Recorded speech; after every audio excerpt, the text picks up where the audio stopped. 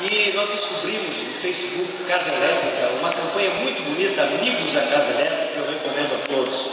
Para quem não sabe o que era a Casa Elétrica, é isso aqui. No bairro de Teresópolis, em 1914, funcionou esta empresa que fez a primeira fábrica de discos do Brasil. O primeiro tango gravado no mundo foi ali. O primeiro samba gravado no Brasil foi ali. A primeira música regionalista gaúcha, Boi Barroso também. E o melhor, a memória da nossa musicalidade sul-americana toda cruzou por aqui. Amigos, está em ruínas, se desmanchando. Restauração já.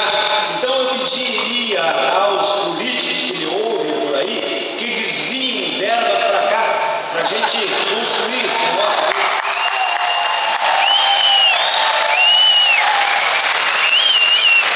A memória musical da nossa terra, da América do Sul, daqui em Porto Alegre, se desmanchando.